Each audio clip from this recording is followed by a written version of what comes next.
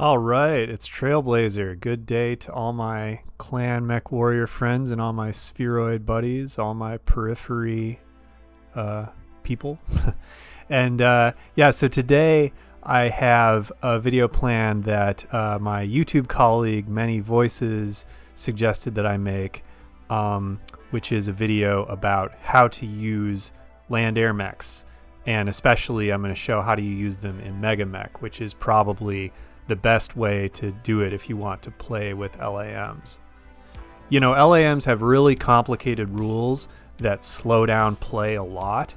If you're playing them on the tabletop, honestly, I kind of think it's like not possible in practice, or at least you got to put a lot of work into doing all the math that's required. So I really encourage you, if you want to play with LAMs, to do it on Mega Mech. Also, you can play against the bot, against the Mega Mech AI that way, and get used to playing LAMs, because they definitely take some getting used to. So if you want to play with them, at a minimum, I would get Mega Mech and put some practice in using them against the bot before you try to play them against a human player, because if you play them for the first time against a human player, your opponent is not going to have much fun, the game's going to go real slow, and it's just going to be very distracting. Okay, so just to start out, I'll show you what I'm doing in the Mega Mech lobby to get ready to play with an LAM. I'm using a Wasp LAM in this, just for this demonstration, and you can see, so that the game won't end after I move, I've added a bot to the game and given it some flatbed rail cars. That's something that I do when I'm testing something out on Mega Mech, because of course the flatbed rail cars will just sit there not doing anything, and if I want, I can shoot one of them to test the unit out that I'm using. And so it's basically a way to have the bot in the game doing nothing and maybe presenting easy targets for my attacks while I test out the unit that I'm trying to use. And the first thing I want you to note about the LAM is that the pilot has to have two sets of skills. It has to have first this set of mech piloting or gunnery and piloting skills, and second this set of aerospace piloting and gunnery skills. And you can see that I set those skills to elite level, and there's a reason for that, which is LAMs are very hard to play with if you don't have a pilot that has elite skill levels. So if you're using an LAM in a campaign, I would definitely, make sure that you get your pilot, with a ton of experience before you put them in that LAM, because with low experience, the LAM is not going to be able to hit the broadside of a barn in Airmech mode, and it's going to end up, as we'll see, just kind of like side slipping and not being able to get where it's trying to go if it has poor piloting skill. By the way, a thing you'll notice throughout the video is that the icon for the Wasp LAM is going to be different from the one that's in your Mega Mech version.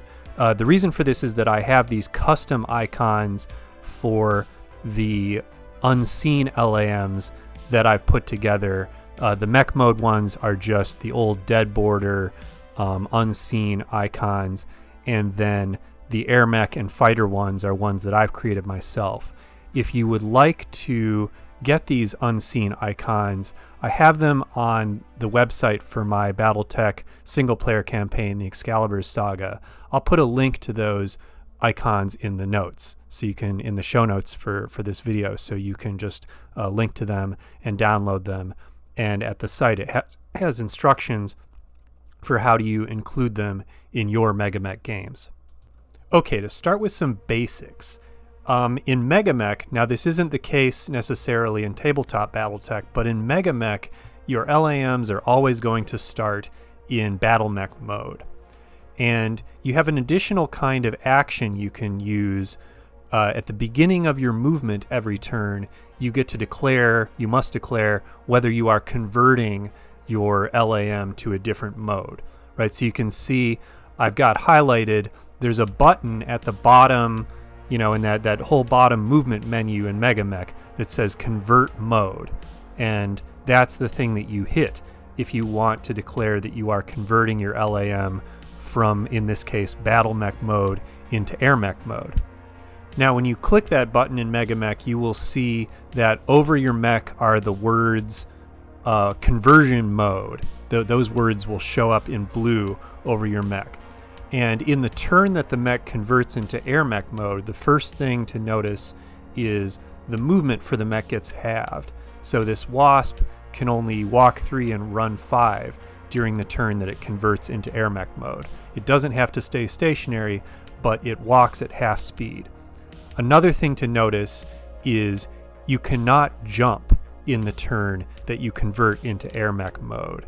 If you hit convert mode and then you hit jump, hitting jump will cancel the conversion, and you'll see that the conversion mode letters will disappear from the mech. So don't try to jump in the turn that you are trying to convert. Now you can see here, after I resolve my movement, then the LAM has turned into Airmech mode this turn. It has, as you can see, the same firing arcs that it has in mech mode, right? Arm-mounted weapons are going to have that side plus front arc, the same as before.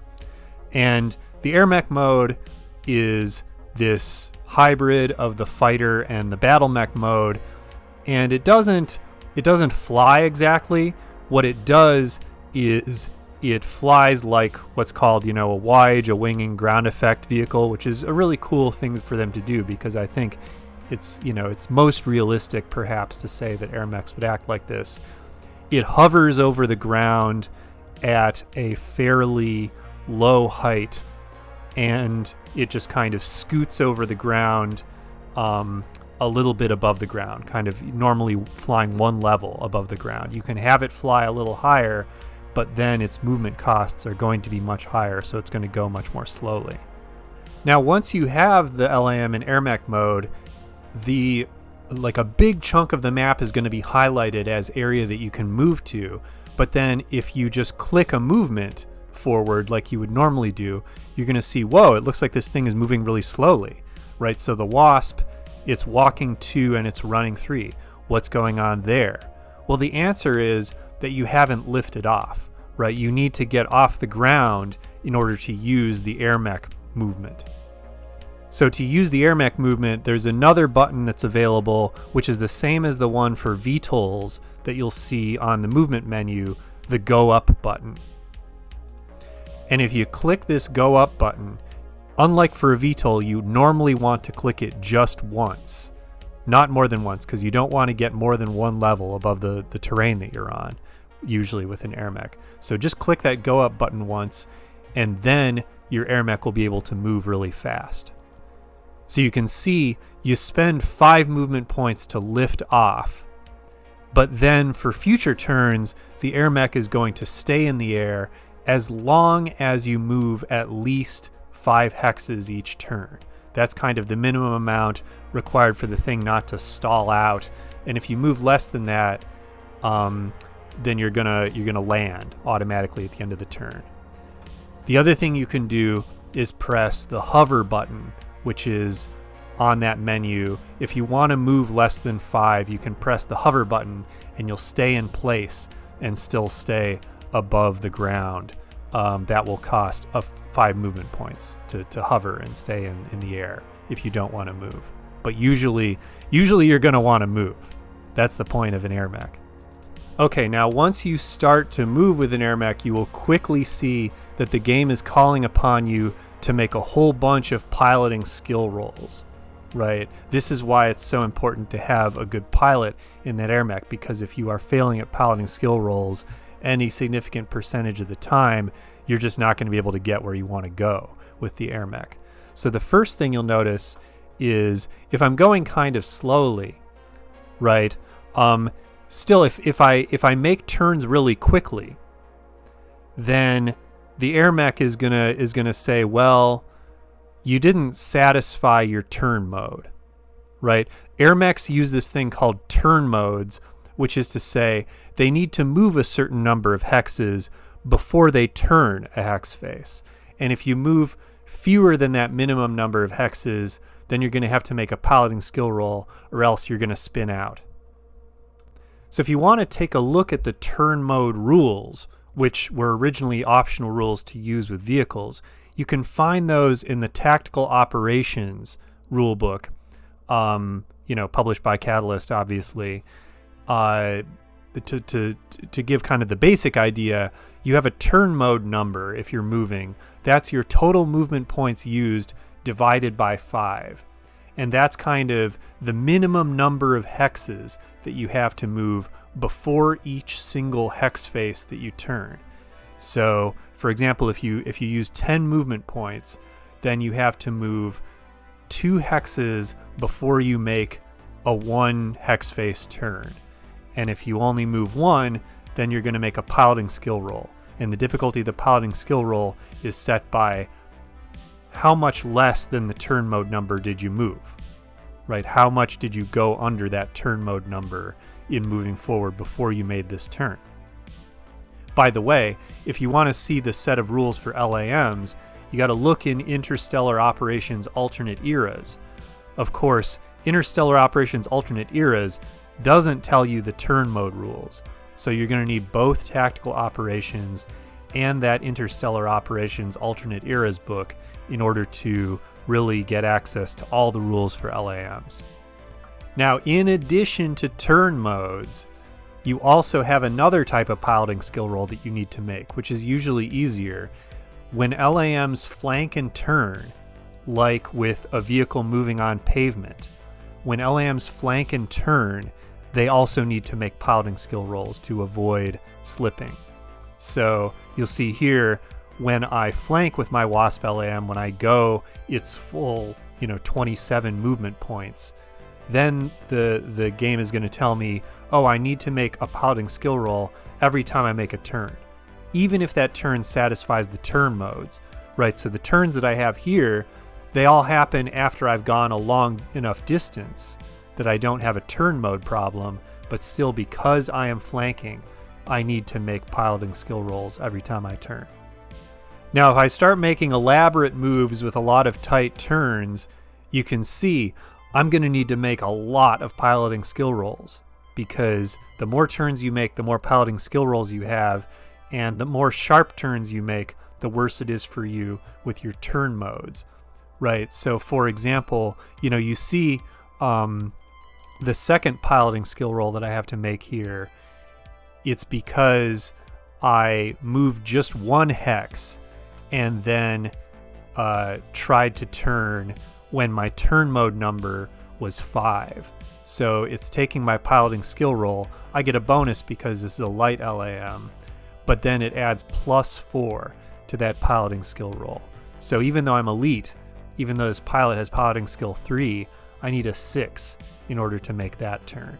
So turns can get quite difficult if you go really far under your turn mode number. And the other thing, as you can see, that can make turns really difficult is if you make a turn that's sharper than just 1 hex face. If you make a 2 hex face turn, then that automatically gives you a large penalty for the turn mode. So if you check this out, for example, even though I've gone a really far distance before I made this turn, because I turned 2 hex faces, it counts as if I moved 0 hexes before I made that turn for purposes of the turn mode. It's like automatically you're violating the turn mode as much as possible if you make a sharp turn like this.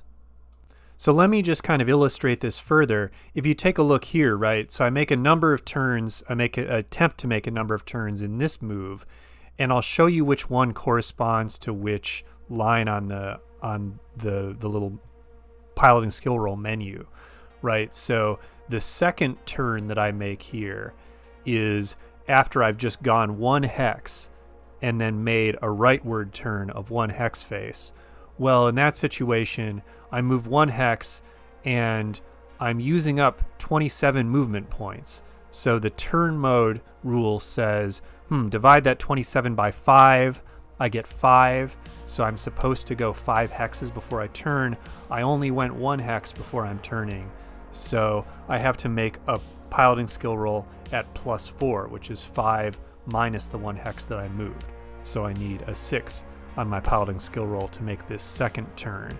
Whereas the first turn, it requires a flanking and turning roll, but I moved more than 5 hexes before I made my first leftward turn, so that one doesn't require a turn mode roll.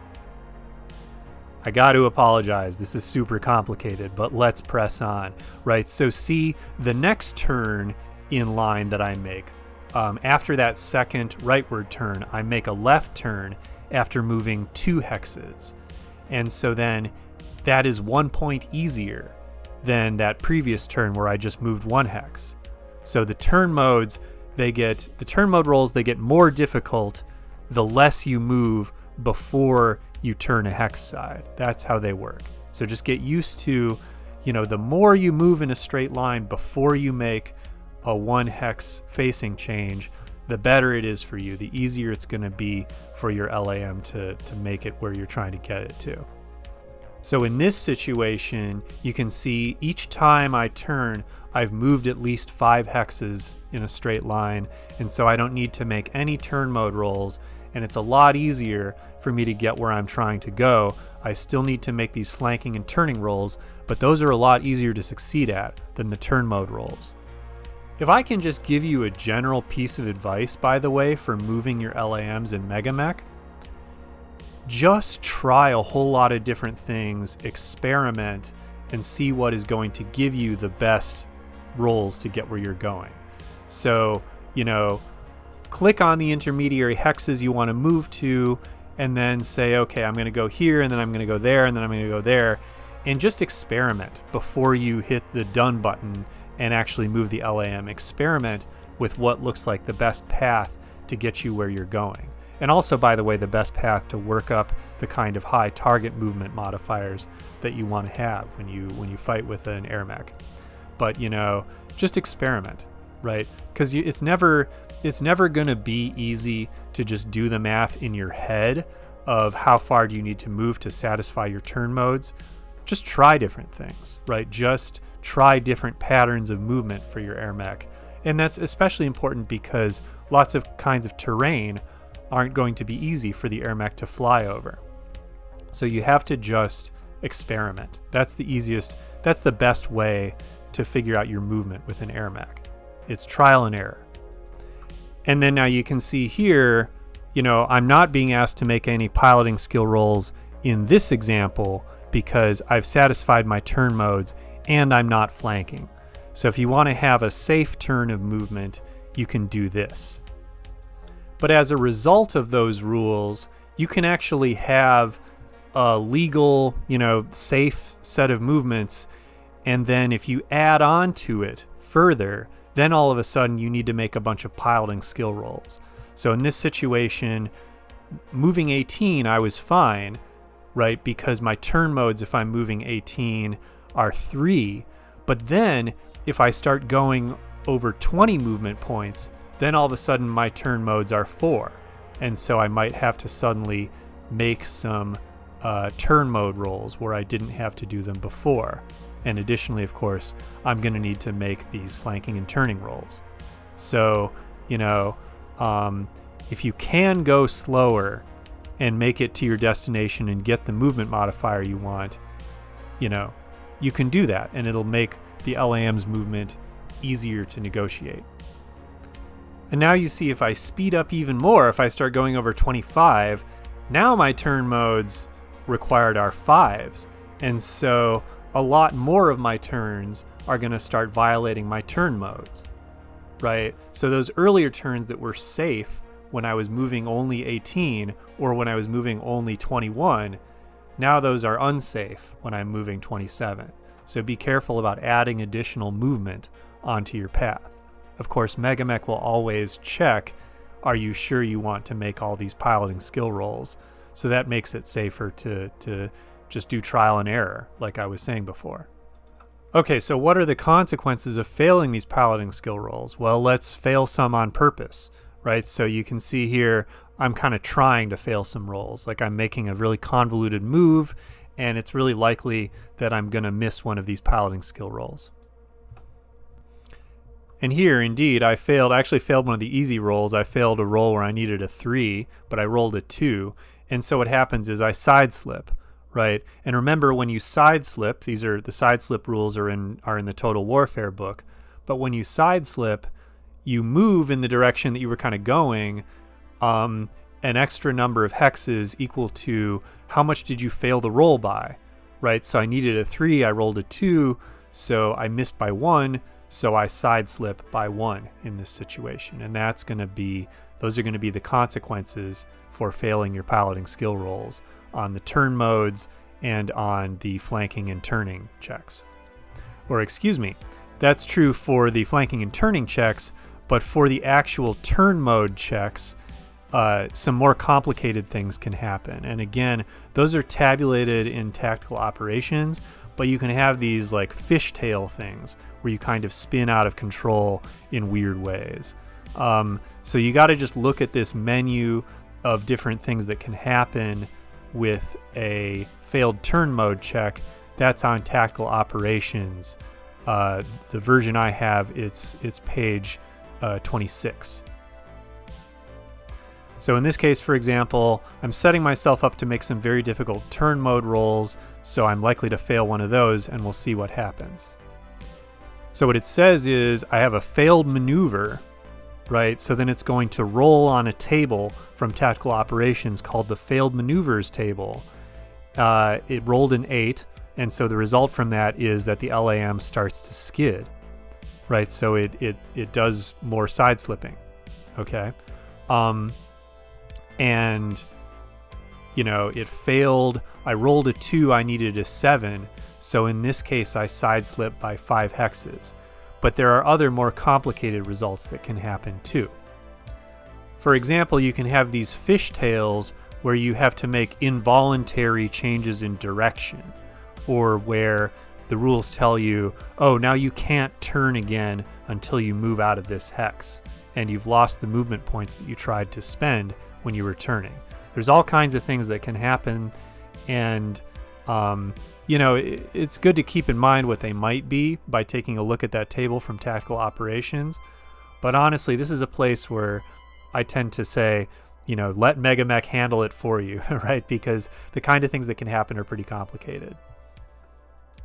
Now, the really bad thing about the skids and fishtails that can happen when you are making a turn mode roll is often those rolls, if you fail them and you make a skid or a fishtail, that will end the LAM's movement at the point where you failed the roll. You really don't want that, because the LAM could end up in a very inconvenient position, and even worse, it could end up in a position where it hasn't moved that far yet, and so its target movement modifiers are not that high yet, and it could be an easy target. You do not want that with an Airmech. So, you know, just be careful not to make moves that are too difficult with these turn modes, because if you fail them, a lot of the time, that's the hex that you will end up in for the rest of the turn, and that can be real bad. Okay, what about if you want to move over terrain? Usually moving around terrain is easier with an Airmech, to be honest, but sometimes you got to do it, right? Sometimes there's just a big forest and you got to get to the other side of it. You know, here's how you do it, right? So look, if I just go to say I'm going to try to move into this light woods, Mech is going to tell me, you can't go there, right? You're not allowed to move into that light woods. The reason is the Airmech's not allowed to like thread through the trees. It's got to fly over the woods. So what I've got to do if I'm going over a woods, which is level 2, I've got to hit that go up button twice to go up to level 3, right? And then the Airmech is going to be able to proceed over those woods. Now, the thing you'll notice then is once I'm at level 3, I'm going to be spending more movement points per hex I move, right? It costs me 2 movement points to get up to level 3, but then every hex that I move when I'm at level 3 is going to cost me 3 movement points, actually. So it costs a lot of movement points if you want to fly over woods. So 90% of the time, if you got any way to get around the woods, that's going to be a quicker and easier way to proceed, as you can see here, right? I can get to the same space by taking a less direct route, and I use less movement points. Okay, so what if I want to turn my LAM back into a mech or into an aerospace fighter, right? Well, I use that convert mode button again, and I have to, there's not a convert mode to fighter button and a separate convert mode to mech button. No, what you have to do is click that same button in Mega Mech, and you click it twice if you want to turn back into mech mode, and you click it once if you want to turn from Airmech mode into fighter mode. So I'm not going to go into fighter mode in this demonstration video because that gets into a whole can of worms about how do aerospace fighters move, and aerospace fighters are, by themselves just as complicated as LAMs are in Mega Mech. But to show you how a conversion back to mech mode works, you see once I've clicked that convert mode button twice, that conversion mode text appears over the Airmech, and then I can still move in the turn that the Airmech is moving, and actually, I'm allowed to move my kind of regular Airmech movement in that turn, right? And then I want to land, but I don't actually have to. It'll automatically land me if I don't choose to land, right? And then at the end of the movement, the Airmech ends up turned into a BattleMech and ends up in the hex that it's aimed at. So it's actually really easy if you want to get into a fight moving in Airmech mode and then convert into mech mode once you arrive. If there's a place on the map you want to get to, it's really quick and easy to switch to Airmech mode, get across the map, and then if you want to switch to BattleMech mode so that you have an easier time hitting once you're there, you can do that. And if you're going to fight in Airmech mode, you just have to keep in mind it's not going to be easy to hit anything, because your movement mods in Airmech mode for your attacker movement, it's +3 to your shooting if you only cruise, and then it's +4 to your shooting if you go your full flank speed. So just cruising is as bad as jumping for your own shooting, and then flanking is even worse than jumping for your own shooting. This is why, again, you really want to have an elite pilot on board your Airmech if possible. Okay, well, this is a mouthful already. This is a lot to digest for you, I'm sure. This is getting to be one of my longest videos, probably. So I'm probably going to break it here, and I'll aim to have another video that's kind of land air mech tips and tactics with maybe some explanations of some more details of the rules later on. But this is hopefully enough of a primer to kind of get you started playing around with land air mechs. I think they're really cool. I think they're one of the most fun units in the game. They're, like I said, right, most of the time I play with them against the Mega Mech AI, because I don't necessarily want to subject other human players to all of the analysis paralysis that arises when I start trying to make a decision about what's the best trajectory to send my land air mech around. But they're super fun, even just playing against Mega Mech. And, I encourage you to try them out. And again, if you want to download and use those unseen LAM icons that I have created, just go to the link that's in the show notes, and that'll take you to a page where I have those available for you to save them and use them.